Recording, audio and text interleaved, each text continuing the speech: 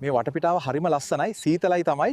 නමුත් පුදුමාකාර ලස්සනක් තියෙන්නේ. ඉතින් මේ කඳු මුදුනේ ඉඳලා නාරිලතා මල් තියෙන ලස්සන පැත්තකට තමයි මම ඊළඟට යන්නේ. ඉතින් යාළුවනේ මම එවරස්ට් කන්ද මුදුනට ආවා. මේ කඳු මුදුන නේපාලය සහ චීනය මූලික කරගෙන තමයි තියෙන්නේ. මෙතන ගොඩාක් උෂ්ණත්වය අඩුයි. ඉතින් ඔයාලට පේනවා ඇති ඈතින් ඉර පායනවා, බොහොම ලස්සනට පේනවා.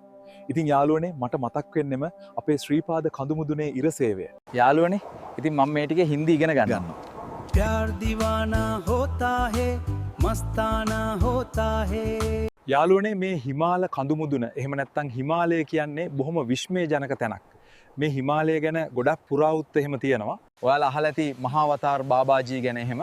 ඉතින් ඒ වගේ ගොඩක් විශේෂ සුෂීවරුන් මේ හිමාලයේ ඉන්නවා. ඉතින් මම ආයේ මතක් කරන්නේ ඔයාලටත් මම වගේ වීඩියෝ හදන්න ආසයි නම් එහෙම නැත්නම් උනන්දු නම් එකතු වෙන්න Droid Apps අපේ කෝස් එකත් එක්ක. ඉතින් මේ අරුම පුදුම හිමාලය ඇතුලෙන් මම යන්නේ නාරිලතා මල් බලන්න. ඉතින් යාළුවනේ මේ ලෝකේ අපිට හිතා ගන්න බැරි සෑහෙන දේවල් ගොඩක් තියෙනවා. ඉතින් උඹලා ඒව ගැන හිතන්න ගිහින් ට්‍රැක පන්න ගන්න එපා. ඔය සමහරු අහනවා නේද බුදුරජාණන් වහන්සේ එහෙම අහසින් වැඩියද ඕවා බොරු නේද කියලා. ඉතින් බං මෙච්චර සංකීර්ණ සිස්ටම් එකක් හැදුනා නම් ඒ සිස්ටම් එකම දැනගන්න කෙනාට ඒ සිස්ටම් එකේ මොනවද කරන්න බැරි. වටපිට බලපංකෝ තව කොච්චර ලෝකම තියෙනවද. උඹලා මේ ඉපදුන දවසේ ඉඳලා හදාගන්න රාමු වලින් ලෝකය බලලා උඹලට ගහච්චර වෙන ටික විතරක් හරි කියන මතේ ඉන්න එපා. මේ ලෝකෙන් 100% එකක්වත් උඹලා දන්නේ නැහැ. මේක තනිකරම සිස්ටම් එකක්. ඉතින් ඔන්න මම නාරිලතා මල් කැලේට ආවා. ඔයාලට පේනවනේ මේ මල් තනිකරම මිනිස් රූපයක් වගේ. කතාවක් අහලා තියෙනවද? නාරිලතා මල් පිපෙනකොට තවුසොත් අයින් වෙලා යනවා කියලා. හරි යාළුවනේ. එහෙනම් අදට මම යනවා.